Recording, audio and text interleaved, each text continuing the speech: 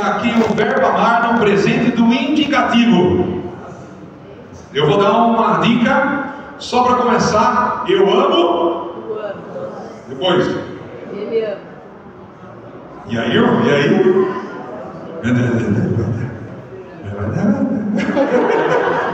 Eu amo. Tu ama? Quem é que sabe? Qual é aqui? Vai lá. Ó, tá aqui. É que dá um medo de errar, né, irmãos? Nem eu diria. Eu amo, tu amas, ele ama, nós amamos, vós améis, e eles amam, vós amais. Isso.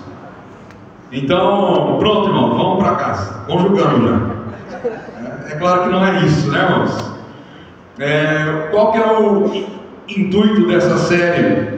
É trazer verbos que estão ligados à atitude de amar, porque o amor ele não é um sentimento, o amor é uma ação. A gente acha que o amor ele é mais parecido com aquela cena do Cupido, né? Com a flecha, e ele solta, fiquei apaixonado, agora estou amando. E não tem nada a ver o amor bíblico, né? O amor onde a palavra de Deus ele vai revelar para nós o que é o amor. Ele não diz que o amor é um sentimento, mas o amor é uma ação. E onde nós encontramos isso? Paulo vai dizer o que é esse amor lá em 1 Coríntios capítulo 13, verso 4. Ele diz assim que o amor é paciente e o amor é bondoso. Fale comigo, o amor é paciência e bondade. Então ele não é um sentimento. O amor ele é uma ação, ele é uma atitude. O amor bíblico não tem nada a ver com um sentimento. Eu não estou sentindo que eu devo amar mais a minha mulher. Larga a mão disso, irmão. Seja um cristão. O cristão ele não vive de sentir, de sente. Até porque a palavra de Deus diz lá em Jeremias capítulo 17 que o nosso coração ele é enganoso. Mais enganoso do que qualquer outra coisa, ou do que todas as coisas, né? Então, pensando nisso, nós veremos então verbos que são importantes para a carreira cristã, para viver em comunhão com o Senhor e com os irmãos, e desenvolver então a mutualidade cristã. Não sei se você sabe, mas Romanos capítulo 8, verso 30, diz que aquele que nos elegeu, ele nos chamou, aquele que nos chamou, ele nos justificou, e aquele que nos justificou, ele nos glorificou. E o que significa isso? Que a salvação do começo ao fim pertence ao Senhor. Aí você pensa, mas eu não tenho trabalho nenhum. É claro que você tem. Você tem que desenvolver a tua salvação, irmãos. Esse é o nosso trabalho. É Ele que nos salva do começo ao fim, mas nós temos que desenvolver a nossa salvação, temos que desenvolver a nossa santidade, por mais que a santidade venha de Deus ao nosso coração, é o Espírito Santo ao nosso coração, mas nós temos que desenvolver essas coisas enquanto nós estamos aqui. E esses verbos então vão nos ajudar, irmãos, a compreender como nós devemos desenvolver a mutualidade cristã. E alguém pode me perguntar nessa manhã o que é a mutualidade cristã ou o mandamento mútuo. A gente falou isso em 2022, talvez você não se lembre mais. Então eu quero trazer aqui para você o significado. Mutualidade é toda vez que a palavra de Deus diz uns com os outros, né? Então orem uns com os outros, ame uns aos outros, ajude uns aos outros, carregue a carga uns dos outros, perdoe uns aos outros. Então toda vez que você vê lá uns com os outros, isso é a mutualidade cristã. Então mutualidade significa reciprocidade, ou seja, ações e atitudes que devem ser praticadas entre membros de um grupo, ou seja, nós temos que praticar entre nós aqui dentro dessa comunidade. A grande questão é que essa reciprocidade, ela não é opcional. Você não pode levantar num domingo como esse e falar, hoje eu não quero fazer, né? não é opcional, por isso que é um mandamento de mutualidade, é um mandamento mútuo, porque é um dever que nós temos para com o nosso irmão. Você tem um dever com esse irmão que está do seu lado, e é a tal da mutualidade cristã, uns com os outros. Quando nós não cumprimos esses mandamentos mútuos, nós estamos pecando contra o nosso próximo, nós estamos pecando certamente contra Deus, nós estamos pecando contra o nosso Senhor, o nosso Pai. Então, você tem uma dívida com o seu irmão, né? Você lembra que a palavra de Deus diz: não deveis nada a ninguém a não ser o amor. Nós somos eternamente devedores do amor ao nosso próximo, e nós temos este dever, nós somos devedores desta mutualidade cristã, que é um mandamento para cada um de nós aqui. Então, quando nós falamos assim, irmão, você tem que amar o seu próximo, né? Você tem que amar aquele que está ao seu lado. Isso muitas vezes soa um tanto quanto vago para os nossos ouvidos. Tá, eu sei que eu tenho que amar, mas na prática, o que eu tenho que fazer? Como nós fazemos isso? Como nós amamos? Quando aquilo que eu faço, eu sei que eu estou amando, eu sei que eu estou cumprindo esse papel, esse meu dever da mutualidade cristã, né? Por isso então, nós escolhemos alguns verbos que mostram uma ação que irá promover e abençoar a vida do outro. E é exatamente esse ponto, irmãos. O Evangelho de Cristo, ele não é um Evangelho para te abençoar somente. Às vezes nós buscamos a Deus, servimos a Deus, e nós buscamos esse Evangelho que nos abençoa, que nos favorece, não é? Mas a grande pergunta, quando nós somos cristãos, discípulos de Cristo, é: será que o meu cristianismo tem abençoado outras vidas, senão eu mesmo? Essa é a grande questão, irmãos. Nós temos mais do que um dever, mais do que um mandamento, nós temos uma missão. A nossa missão é de servir as pessoas, a nossa missão é de servir os outros. Eu sempre cresci vendo as pessoas falando: vamos para o culto, vamos buscar a bênção de Deus. Não, irmãos, a bênção de Deus você já conquistou.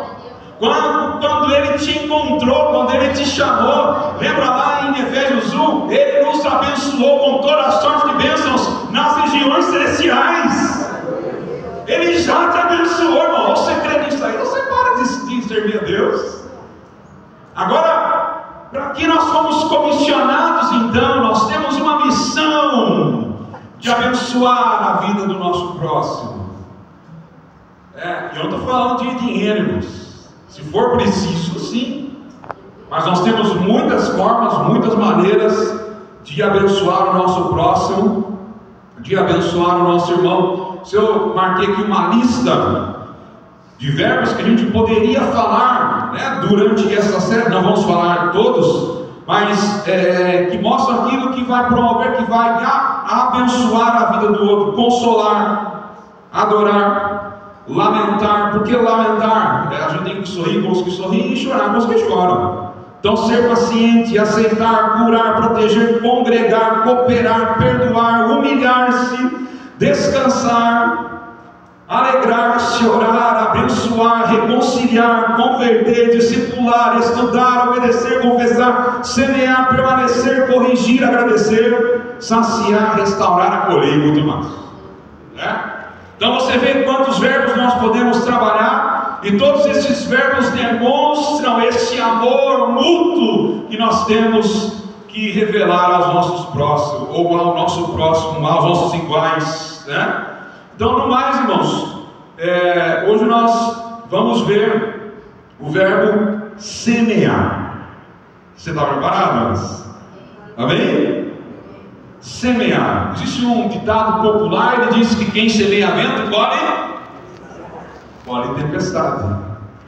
É claro que nem todo ditado popular ele vai expressar uma verdade, mas esse daqui existe uma sabedoria nesse ditado, né? Então, quem semeia vento, colhe tempestade. Falando tudo isso, irmãos, eu gostaria que você abrisse a sua Bíblia na carta aos Gálatas, capítulo 6, verso 7. Gálatas 6, 7.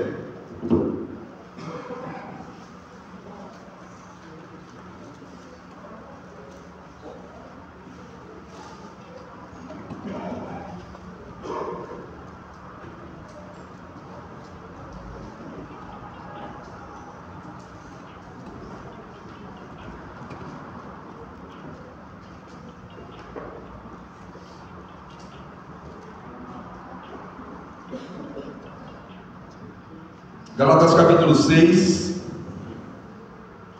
nós vamos ler do 7 até o 10.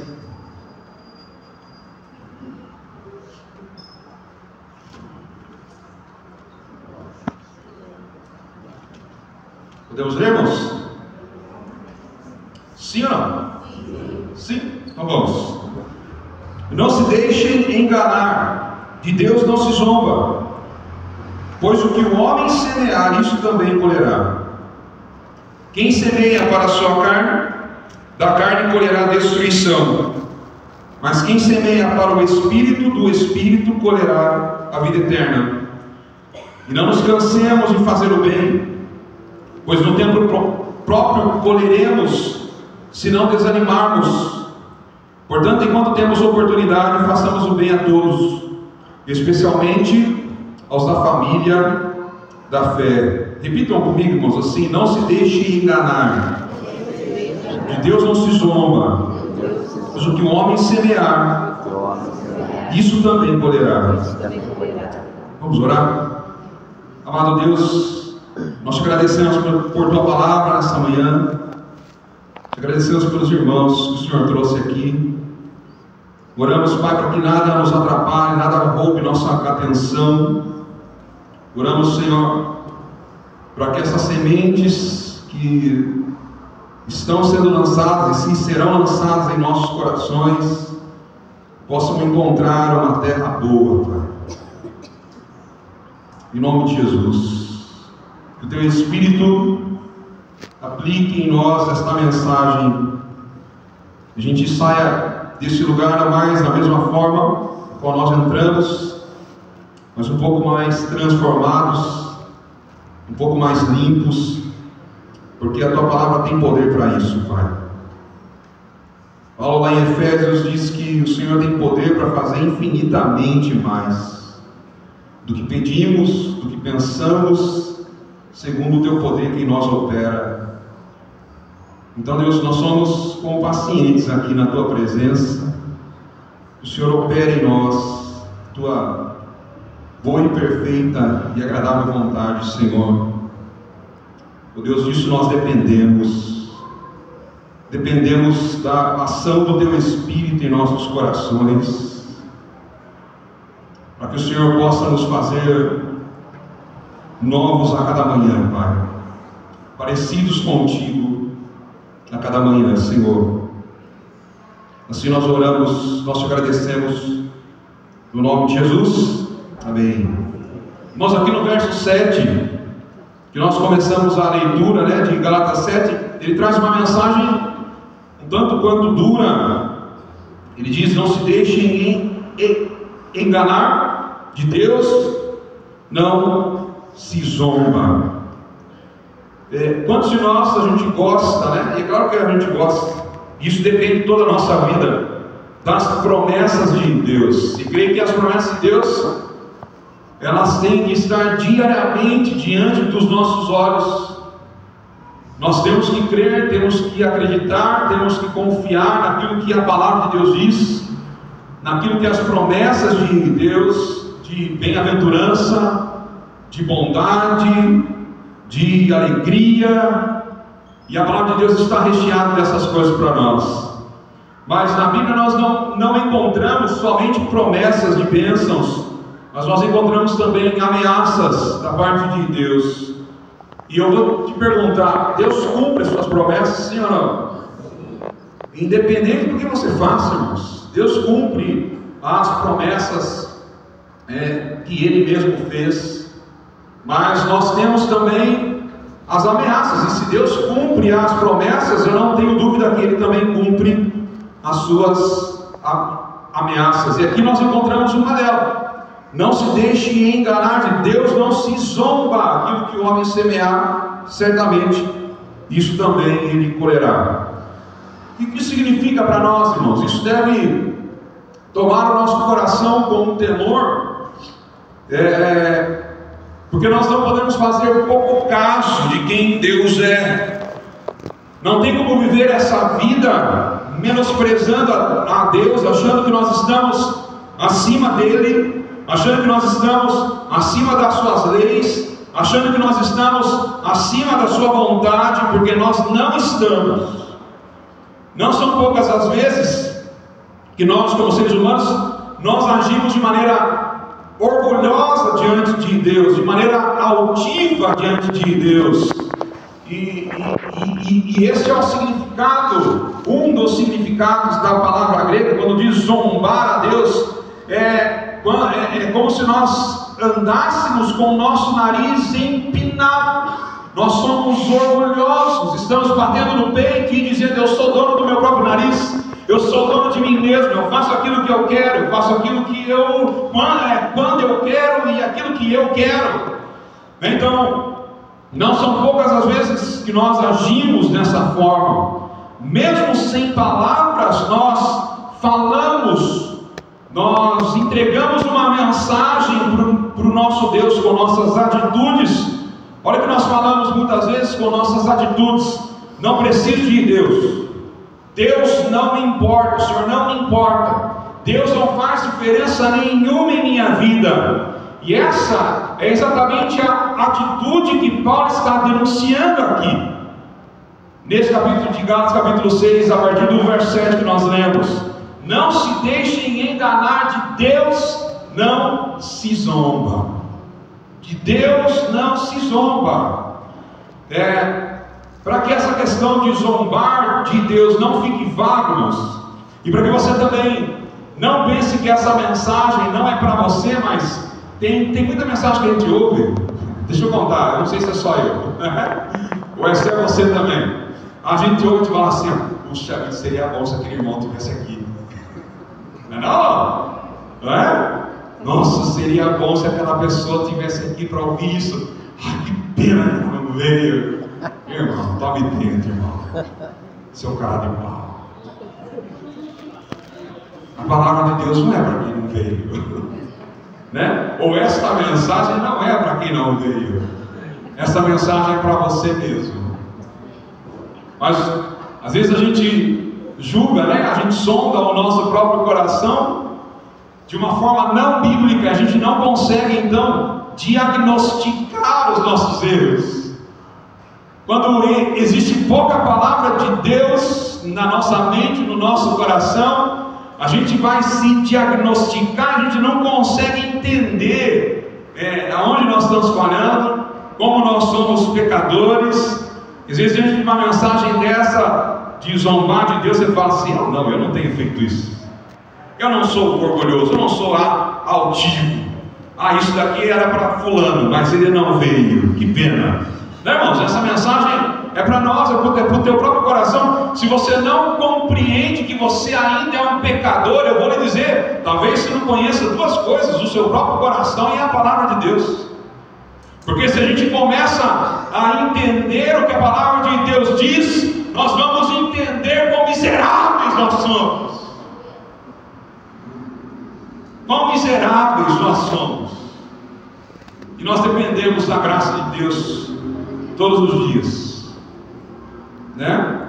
Então eu quero trazer aqui, vou gastar um bom tempo nisso nessa manhã, trazer alguns pecados sutis que muitas vezes passam despercebidos, mas revelam o coração. Você sabe que por muito tempo, né, eu tenho empregado aqui na comunidade há uns 4 anos já, e eu penso assim: eu não vou ficar falando sobre pecado, eu não vou ficar trazendo comportamentos, porque todo mundo sabe. E não, irmãos, né? Acho que esse ano é um ano que eu pensei, vou trazer mensagens mais práticas Então eu creio que é bom quando a gente vai detalhar então sobre essas questões. Existem muitas coisas que a gente faz sem perceber e a gente continua fazendo, está no automático. E um dia a palavra vem falar: puxa, irmão, mas isso daí, né? A palavra de Deus diz que não é correto. Você fala: puxa vida, né? E é isso que significa: a palavra de Deus está nos lavando todos os dias. A gente não consegue ser santo pelos nossos rituais, mas a gente só é santo pela palavra de Deus. Santifica-nos na verdade. A tua verdade é a palavra. A verdade do Senhor é a palavra para nós, irmãos. Então, vamos lá então para algumas situações práticas onde nós expressamos orgulho, altivez, esse nariz empinado. Lembra que ao zombar de Deus, o nariz empinado diante de Deus. Primeiro, vou pegar a metade da igreja. E eu também. Começar o dia sem a oração e sem buscar a palavra de Deus. A gente então acorda. Primeira coisa que a gente faz, o que é? Pode falar. Olha no celular, não é, Maite? Cadê a Maite que ela falou? Não, Maite. As redes sociais, ou a gente vai para as nossas tarefas, né? Sem ao menos falar com Deus. Quando a gente faz isso, existe uma mensagem implícita que nós estamos dando a Deus. É mais ou menos assim: Deus, o meu dia não pode começar sem a tua direção, eu me viro sozinho. Eu sei como eu tenho que fazer. Se eu precisar do Senhor, eu aviso. De vez em quando eu brinco com a Camila, que no relacionamento a gente não precisa falar eu te amo toda hora, ou todo dia, ou toda semana. Quando eu parar de amar, eu aviso. A criançada dá risada em casa, irmãos. E a gente muitas vezes faz a mesma coisa com Deus. Deus, se eu precisar do Senhor, nesse dia eu te chamar, por enquanto está tudo bem, por enquanto eu estou na minha área, eu consigo me virar sozinho. Aqui, irmãos, então isso é o orgulho do nosso coração em não reconhecer Deus em nossos caminhos, seja no ordinário, no comum, no nosso dia a dia. Lembra da oração do Pai Nosso? Jesus vai orar: o pão nosso de cada dia nos dai hoje. Quando nós estudamos sobre isso, eu tomei uma cacetada, porque é claro que cada um tem a sua dinâmica. Isso não significa que você tem que orar de madrugada, a hora que você vai levantar. Não é isso. Cada um tem uma dinâmica. Mas eu tenho tempo de tirar para Deus à noite, à tarde, na hora do almoço. Irmãos, está tudo certo. Mas a palavra aqui, Jesus, quando nos ensina a orar, ele diz: o pão nosso de cada dia nos dai hoje. Às vezes eu fui orar essa oração de noite e falei: mas eu já comi hoje, né? Eu já comi tudo. Então, faz parecer, que é uma oração que nós deveríamos fazer pela manhã, quando nós acordamos, entregando ao Senhor o pão nosso de cada dia, desse dia, Senhor, dá-me hoje. E nós vemos também ali em Mateus 6:33, buscar em primeiro lugar o reino de Deus, a sua justiça, e essas coisas serão acrescentadas. Então, mas nós levantamos a cama e a gente vai fazer as nossas tarefas e tudo aquilo que a gente quer, e isso significa um orgulho diante de Deus. Segundo lugar, tomar decisões importantes sem consultar a vontade de Deus. Então a gente fecha negócio, a gente muda emprego, a gente entra e sai de algum relacionamento, a gente muda de igreja, e a gente fala para o pastor: mas eu orei, pastor. Você não orou nada. Lembra, pastor, eu venho orando faz um ano já. Às vezes é verdade, é claro, mas muitas vezes não. A pessoa, ela está saindo porque aconteceu alguma coisa mesmo, ela viu alguma coisa, e ela está saindo então por causa dessas coisas. Mas o grande lance aqui é que a gente não consulta, não fala. Por exemplo, claro que a palavra de Deus ela não é bola de cristal para a gente ficar consultando. O salmista disse que a palavra de Deus era o quê? Bola de cristal para mim conhecer o amanhã? Não, ele disse que é lâmpada e luz. E isso é Isso é a palavra de Deus. Mas nós devemos sim, irmãos, ter zelo por aquilo que a gente faz, pelas nossas decisões que a gente toma. Então a gente deve sim buscar o conselho do Senhor. Mas quando a gente não faz isso, a mensagem que nós passamos é: eu sei o que é melhor para mim, eu não preciso do seu conselho. Eu já avaliei todas as coisas, quanto eu vou ganhar, onde eu vou, aonde eu vou morar, se a pessoa é melhor, se não é. E a gente não tem o respaldo daquilo que Deus poderia nos dar. Olha o que diz Provérbios capítulo 3, verso 5: confia no Senhor de todo o teu coração e não se estribes, ou seja, não se apoie do seu próprio entendimento. Você vê como nós somos orgulhosos, como nós somos altivos, como nós zombamos de Deus. Em terceiro lugar, viver dias e semanas ou meses sem confessar os nossos pecados a Deus. A gente é crente, lavado no sangue de Cristo, confessado, fizemos nossa profissão de fé, nós batizamos e a gente pensa: pronto, né? Já está tudo certo, já está garantido, eu não preciso de mais nada. Eu sou daqueles que crê que uma vez salvo, salvo para sempre, irmãos. Porque nós, na perspectiva de Deus, Deus sabe quem foi salvo. Nós não sabemos. Porque fazer uma oração de confissão não garante que você vai ser salvo. Fazer uma oração de aceitação não garante que você vai ser salvo.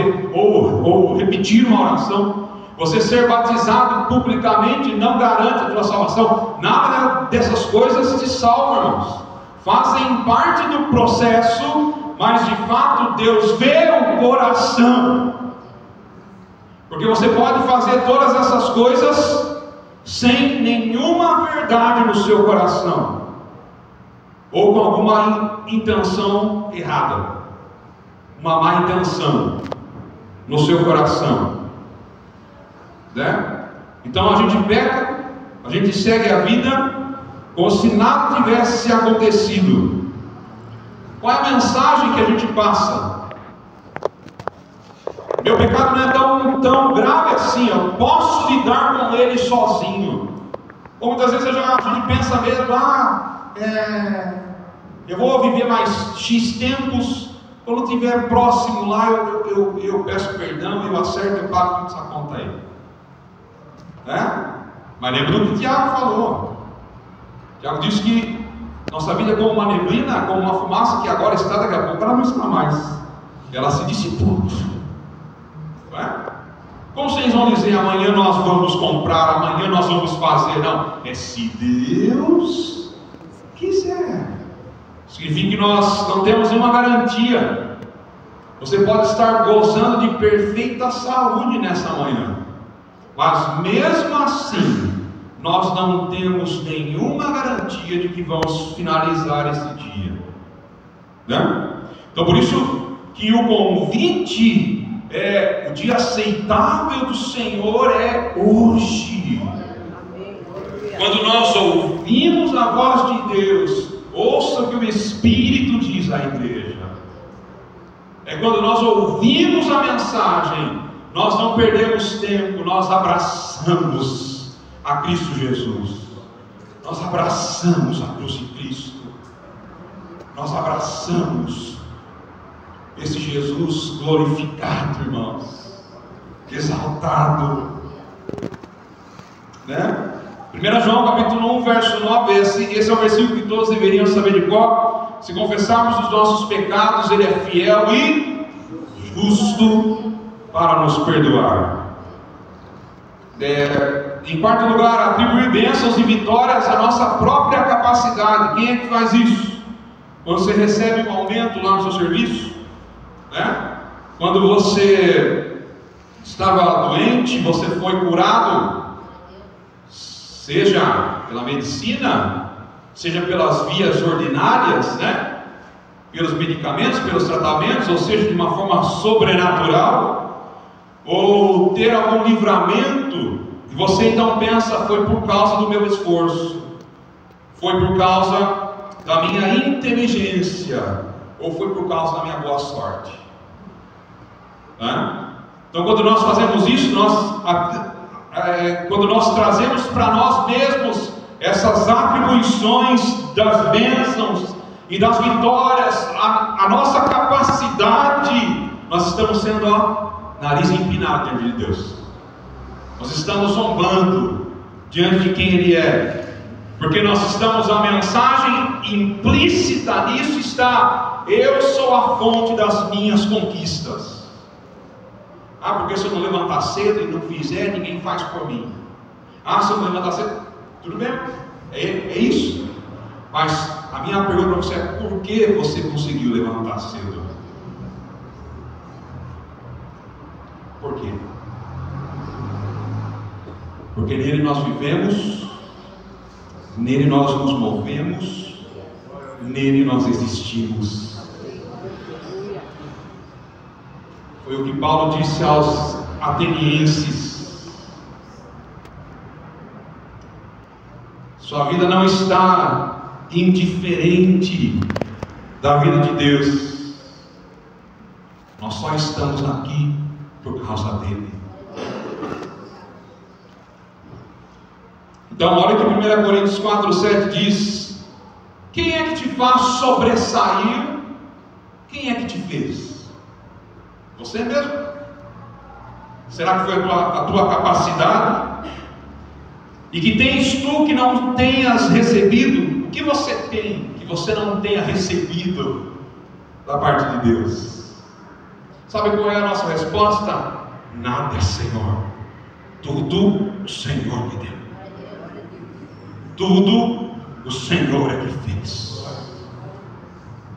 Como João 15,5: sem mim, sem o Senhor, eu nada posso fazer. Irmãos, seu coração não pode ser altivo de achar que existem algumas coisas que eu me vire, eu sei fazer, mas essas tantas aqui, agora eu preciso do Senhor. Sabe aquela frase que a gente sempre fala? Porque o possível você tem que fazer, mas o impossível parece frase de coach, né? Faça o possível que Deus faz o impossível. Eu vou lhe perguntar: o que era possível para nós? Nada. Aquilo que nós chamamos de possível só é possível porque nele nós vivemos, nele nos movemos e nele nós existimos. Então tudo está nele, irmãos. Até aquilo que a gente acha que é a coisa mais simples, mais fácil, mais corriqueira de fazer, a coisa mais simples que a gente faz, que a gente não precisa, né, queimar nenhum neurônio. Isso só fazemos porque Deus está em nós, porque Deus nos sustenta. Então a vitória vem de Deus, a bênção vem dele, irmãos. E que, em quinto lugar, negligenciar o culto público e a comunhão com os irmãos. Tem uns irmãos que não gostam disso, né? Entorta aqui a boca, né? Faltar os cultos e a comunhão sem necessidade legítima. Eu não estou falando que você tem que parar de visitar o seu pai, sua mãe, os seus parentes, e parar de ir na festinha do seu sobrinho, né, quando tem domingo ou qualquer outro dia. Não é isso, irmãos. Porque quando você vira crente, tem uns irmãos que vira crente que some, a família já não vê mais, né? Não é isso, irmãos. A oração de Jesus sacerdotal lá em João 17 diz: eu não vos peço que tire eles do mundo. Jesus não pede mais que nos livre do mal. Então nós somos chamados sim para estar com as pessoas, estar com o mundo, receber pessoas, né? Estar com aqueles que não são cristãos, que não são crentes, exatamente por isso, para que a nossa luz possa brilhar por onde a gente for. Mas aqui é quando não há necessidade legítima, ou quando você prioriza outras coisas, você prioriza o lazer, o descanso, o seu trabalho. Isso está inserido nos mandamentos morais, esse que nós vamos ver então lá nos nossos PGs, né? Quarto mandamento, quem lembra aí? Guarda, lembra-te do dia sábado para o santificar. O Espírito da lei diz que Deus deseja com que nós guardemos um dia para descanso e juntamente com o descanso adorar a Deus. Se você quebra isso te quebrará, irmãos. Essa é a realidade, né? Então, negligenciar o culto público e a comunhão com os irmãos. Qual é a mensagem que nós estamos passando? Adoração comunitária não é a minha prioridade. Eu posso viver a minha fé sozinho. Será? Né? Quando Paulo fala sobre os dons, ele fala que os dons sejam exercidos para a edificação do corpo da igreja. O que é edificação? É crescimento. Então, você não crescerá espiritualmente se você não estiver em comunhão com os irmãos. É isso que Paulo está falando, nas entrelinhas, sabe aquelas letras menores? Se você não está em comunhão com os irmãos, na adoração comunitária, no serviço ao Senhor, você não será edificado, porque ninguém é edificado sozinho. Nós precisamos do corpo de Cristo, uns aos outros, ou um do outro, para que a gente possa então crescer espiritualmente. Isso é andar de nariz empinado diante de Deus, né? Olha o que Hebreus capítulo 10, 25 diz: não deixemos de congregar-nos. Em sexto lugar, confiar mais no dinheiro do que em Deus. É engraçado que Jesus ele não fica falando sobre nomes de demônios, né? Mas ele vai falar claramente, né? Você não pode ter como Senhor a Deus e a Mamon, né? Mamon, então, é esse representante, o Deus dinheiro, né? Que é um ídolo, o ídolo do coração do homem. E outra frase também, outro texto, né? Que o dinheiro é a raiz de todos os males. Então aqui a questão é confiar mais no dinheiro do que em Deus. Acumular os bens, não contribuir para a obra, ou se sentir seguro apenas quando a conta bancária está cheia. A mensagem que nós trazemos aqui é: minha segurança vem do que tenho. A minha segurança não está em Deus, mas a minha confiança está nas minhas posses. A minha confiança está no meu poder aquisitivo, né? Naquilo que eu tenho. Olha que Provérbios 23, verso 5 diz: seus bens serão como asas.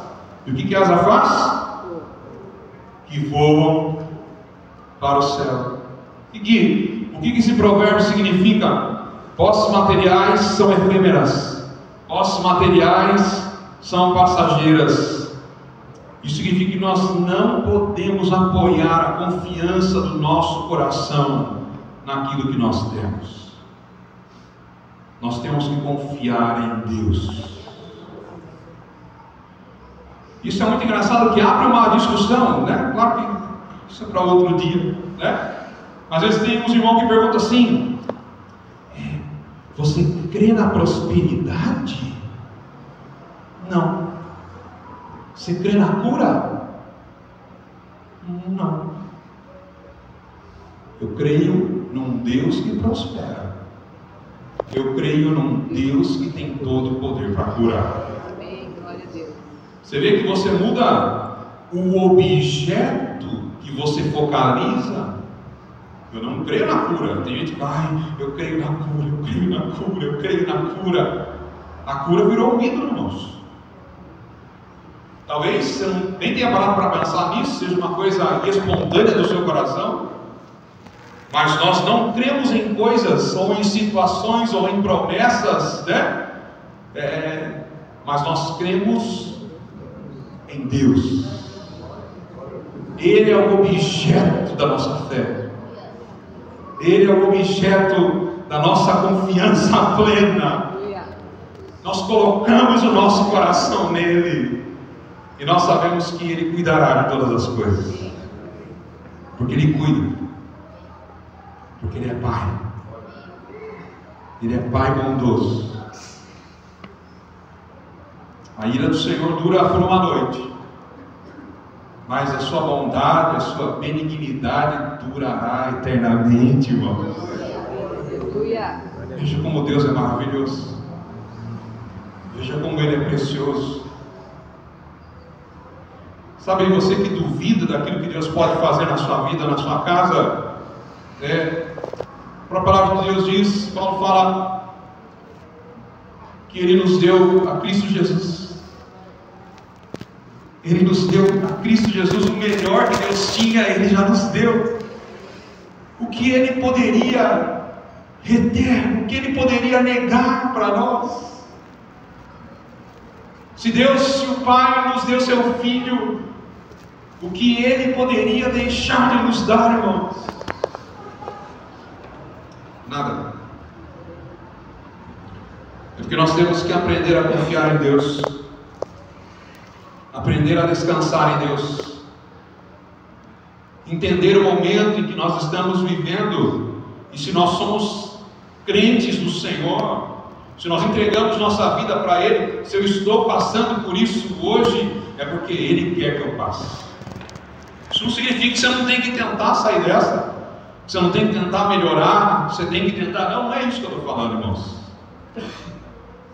Mas o lugar que você está hoje, irmãos, é o lugar em que Deus, talvez você não entenda isso, é o lugar em que Deus te quer. Deus quer que você esteja aí, por alguma provisão, por algum propósito que ainda não fora revelado para o teu coração. Nós temos que aceitar as dificuldades dessa vida, sabe como? Como um Pai que nos disciplina, como Deus que nos disciplina.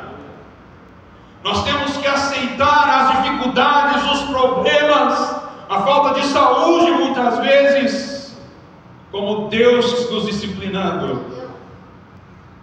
E a ordem bíblica é que a gente tem que se alegrar com essas coisas. A gente tem que ter bom ânimo diante disso tudo. Por quê? Porque Deus não perde o controle da nossa vida. Glória a Deus. Ele nunca perdeu. Ele nunca perderá. Ele sabe exatamente aonde você está nessa manhã. Ele sabe exatamente do que você precisa nessa manhã. Deus sabe. Mais do que nós mesmos. Sétimo lugar, irmãos, falar mal de um irmão pelas costas. A famosa fofoca. Você é fofoqueiro, irmão? Ninguém vai falar que é, né? Mas você não chega assim de vez em quando para o teu irmão e fala assim: deixa eu te contar. Olha, eu vou pedir para você não falar para ninguém, tá? Mas eu peço para que você ajude em oração. Vai ter, para de se revelar.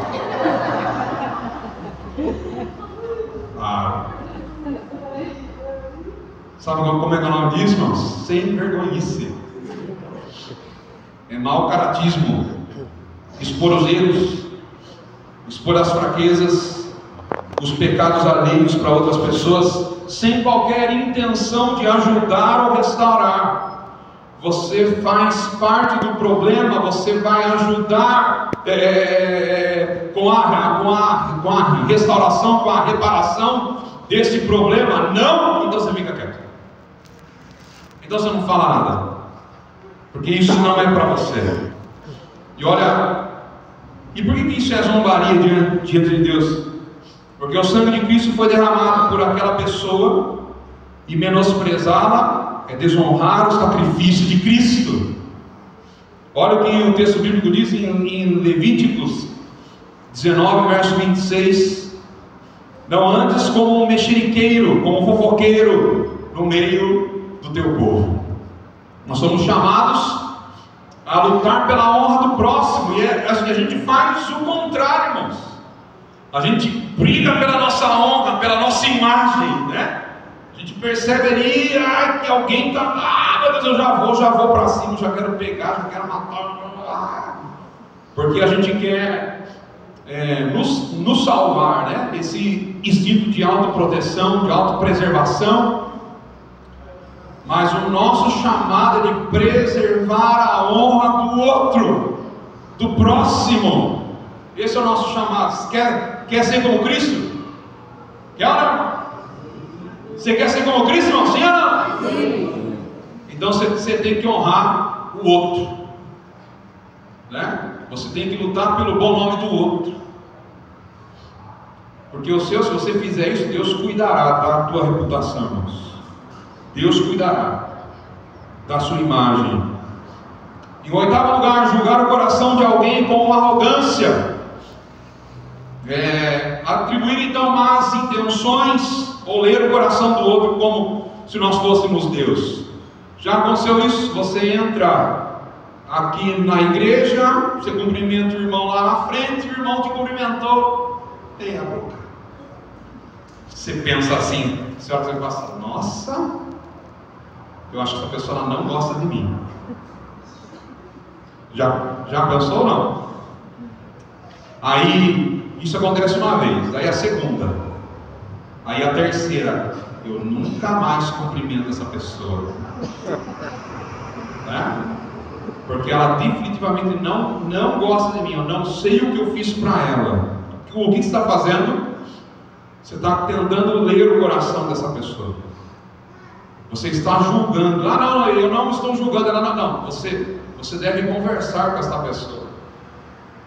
É isso que nós deveríamos fazer. Ô irmão, tudo bem? Faça você. Pare de tentar ler o coração das outras pessoas. E eu tenho aplicado um remédio para essas situações no meu próprio coração. Quando eu sinto uma indiferença, sabe o que eu faço? Eu dou o benefício da dúvida. Eu acho que essa pessoa levantou num mau dia. Irmão, é sempre assim. Eu acho que essa pessoa hoje ela não está bem. Eu acredito, eu quero crer que essa pessoa, porque isso não me dá espaço, irmãos, de pecar diante de Deus. Porque porque isso pode começar assim, tão pequeno e tão inocente dentro dos nossos corações, mas daqui a pouco isso vai tomando proporção catastróficas dentro do nosso coração, irmãos, dentro da nossa alma. Daqui a pouco a gente está gelando, daqui a pouco a gente está querendo passar por cima, daqui a pouco, irmãos, a gente já está brigando com a pessoa, a gente não quer nem saber. Então muitas vezes não começa grande, começa pequenininho, e a gente já tem que cortar pela raiz. Então nós não podemos julgar o coração de alguém com arrogância, porque somente Deus conhece plenamente o coração. Quando julgamos dessa forma, nós estamos querendo como tomar o lugar de Deus. Deus, desce daí, o senhor não sabe nada, é eu que sei, é eu que estou julgando aqui agora. Irmãos, você não foi chamado para ser juiz. Nenhum de nós fomos. Olha o que Romanos 14,4 diz sobre isso. Quem és tu que julgas o servo alheio? Quem és tu? 9, irmãos, eu falei que ia gastar um bom tempo com isso, já estou finalizando. Ignorar um irmão em necessidade, ter condições de ajudar materialmente, emocionalmente ou espiritualmente, mas optar por não fazer nada. Isso é zombaria contra Deus. Por quê? Porque Deus nos socorreu quando nós estávamos necessitados. Não foi isso que nós cantamos hoje, Bruno? Eu era pobre e necessitado, mas o Senhor lembrou de mim. Sabe quem cantou isso? Davi, o rei Davi no Salmo 40, irmãos.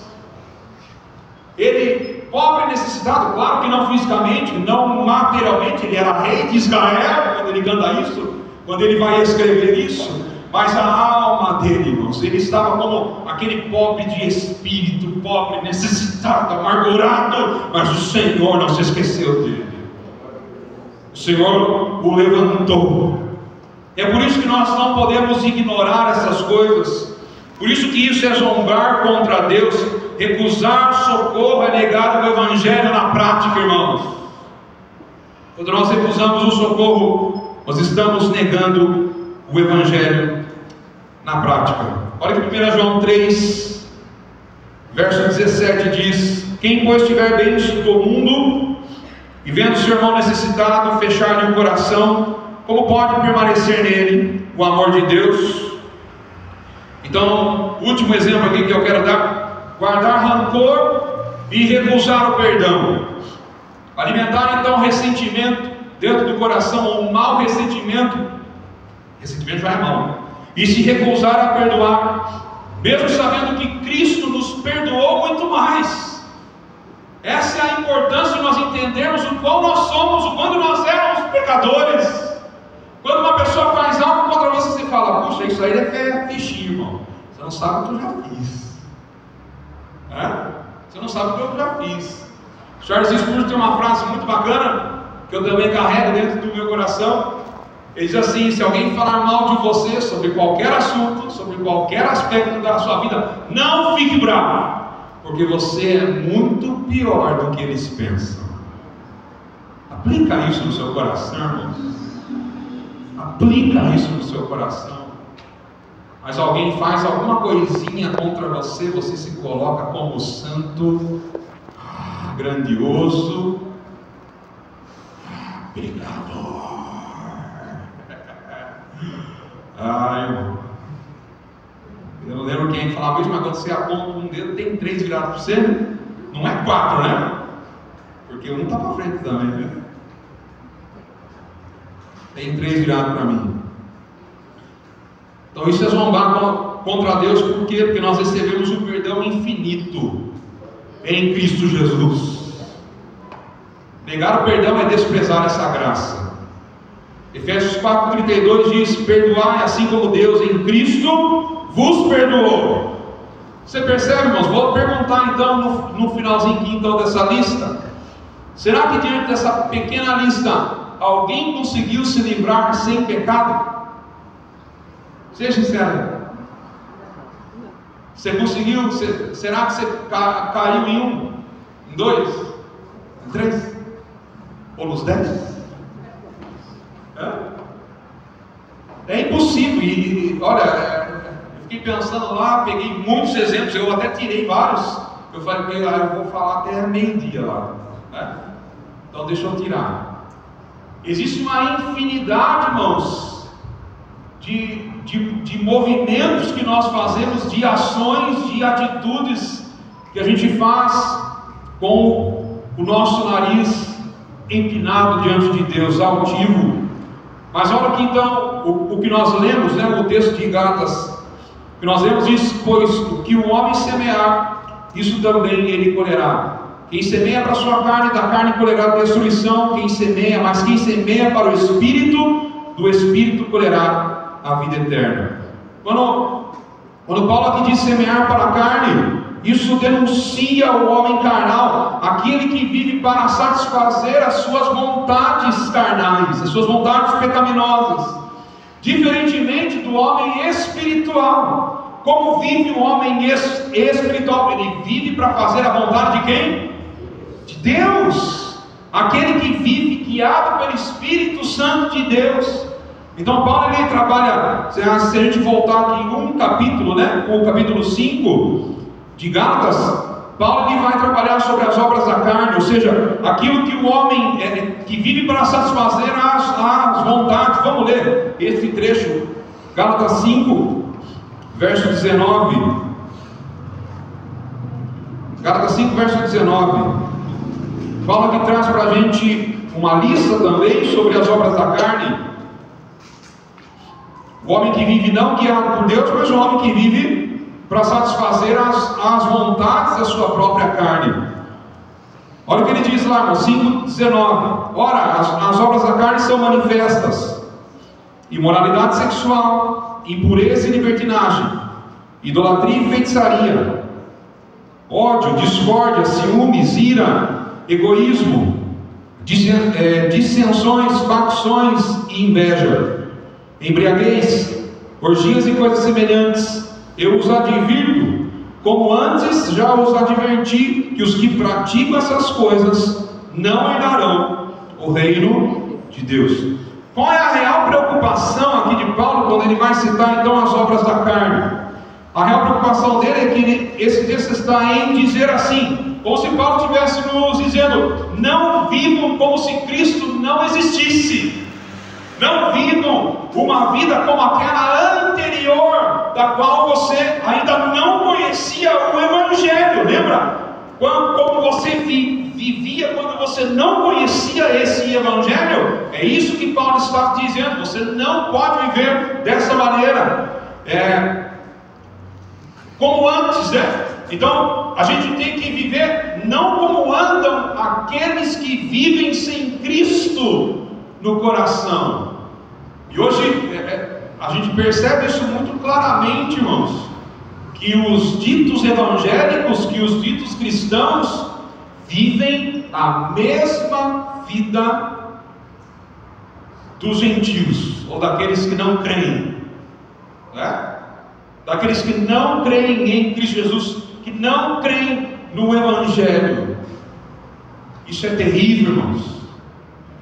Nós temos que ter uma vida separada, uma vida diferente. Isso significa ser santo, é separado para Cristo, é separado para a obra de Cristo, separado para servi-lo, separado para amá-lo.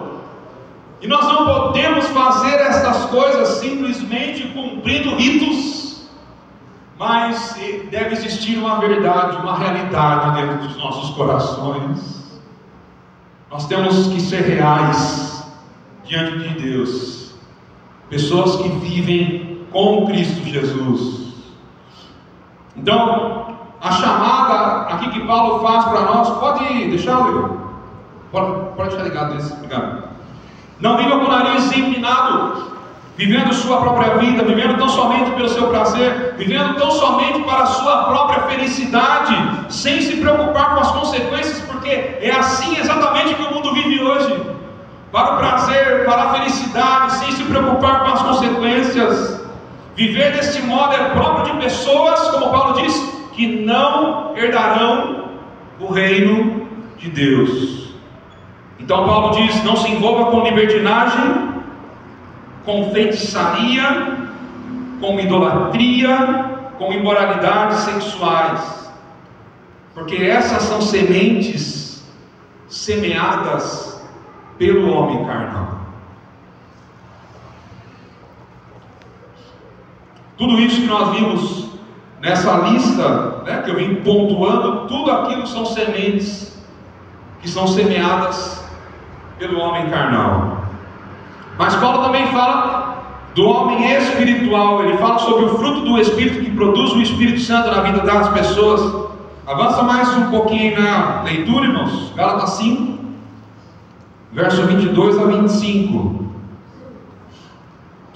Agora ele diz sobre o fruto. Olha, mas o fruto do Espírito é amor, alegria, paz, paciência, amabilidade, bondade, fidelidade, mansidão e domínio próprio. Contra essas coisas não há lei. Os que pertencem a Cristo Jesus crucificaram a carne, com as suas paixões e os seus desejos. Se vivemos pelo Espírito, andemos também pelo Espírito. Glória a Deus por isso, irmãos.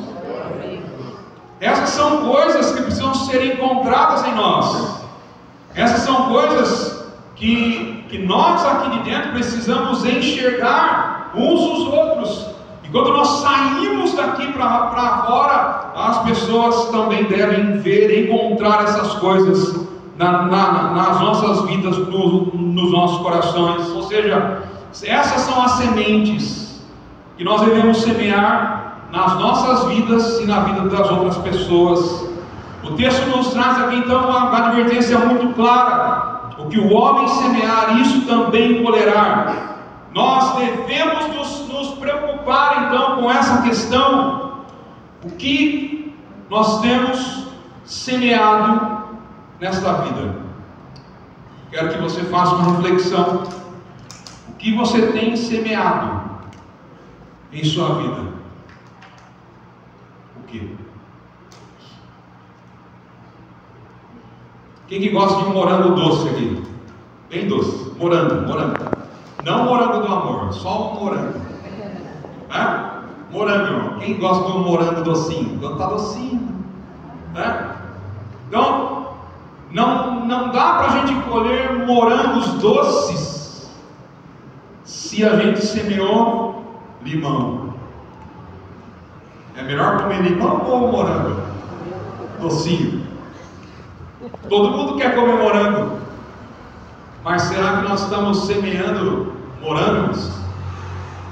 Então essa é a grande questão que eu gostaria de deixar no seu coração nessa manhã. O que você tem semeado na sua vida? Você sabe que esse é um assunto que parece um tanto quanto óbvio para nós, mas quantas vezes nós nos esquecemos disso em nossas relações? Quantas vezes? Nós não direcionamos nossos relacionamentos levando em conta a semeadura. A gente vai deixando a nossa vida levar. A vida leva eu.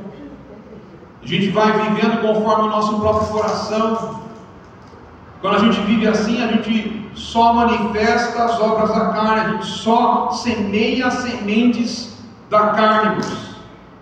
É muito fácil nós encontrarmos pessoas que não fazem questão nenhuma de medir as suas palavras quando falam, de medir suas atitudes, ou não fazem questão de tentar ser empático com a outra pessoa, se colocar no lugar do outro.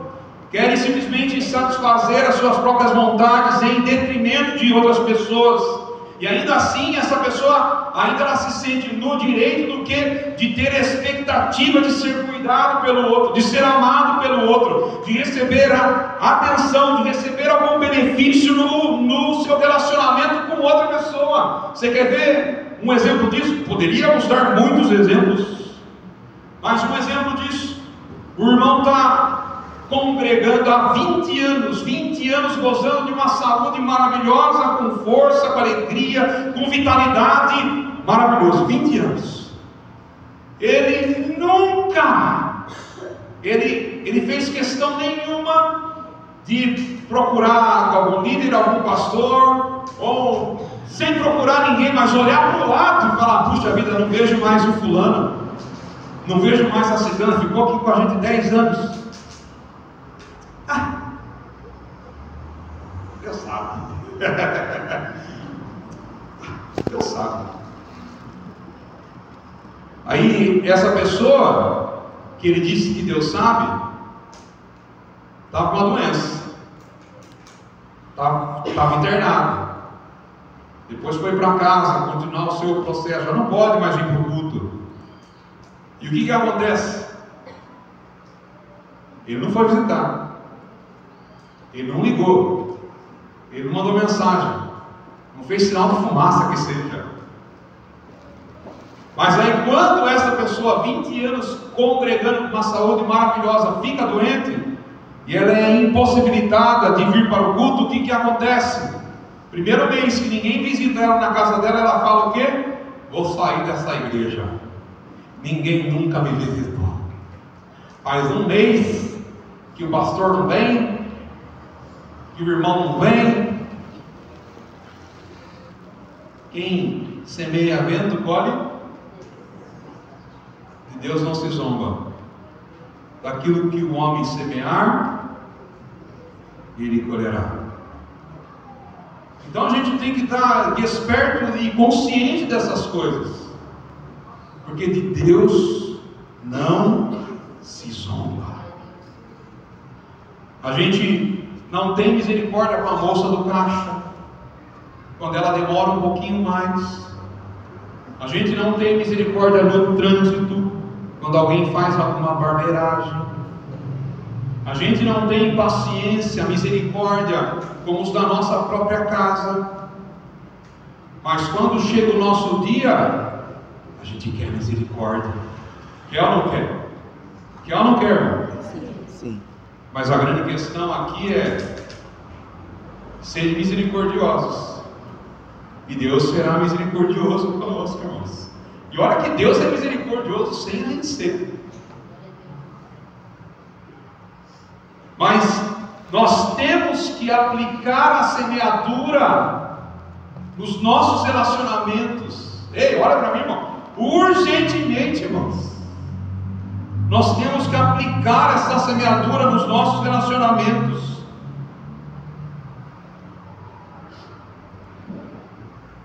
O fato então aqui é o que temos semeado nos nossos relacionamentos. Olha o que Paulo diz no verso 9: que não podemos nos cansar de fazer o bem, pois no tempo próprio colheremos, se não desanimarmos. Falem comigo: eu não posso me cansar de fazer o bem. Se eu não desanimar, eu colherei. E olha o que Paulo diz no verso 10: enquanto temos oportunidade, façamos o bem a todos, especialmente a quem? Aos da família da fé. Existe aqui, Paulo está nos comunicando, né, que existe um ambiente em que isso daqui deve ser cultivado de uma forma prioritária, e aonde prioritariamente nós temos que viver desta forma, irmãos. Na família da fé. É nesse lugar.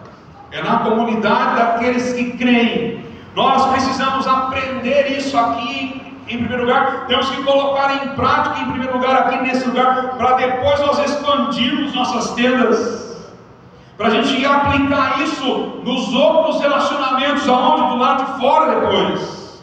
Se não está dando certo nem aqui dentro, irmãos. Se a gente não está conseguindo ser bom nem aqui dentro, nos nossos relacionamentos, semear aquilo que é correto, que é certo, nem aqui dentro, lá fora jamais nós vamos conseguir semear essas coisas, ou nenhum outro lugar. A proposta do Evangelho é que sejamos homens e mulheres espirituais.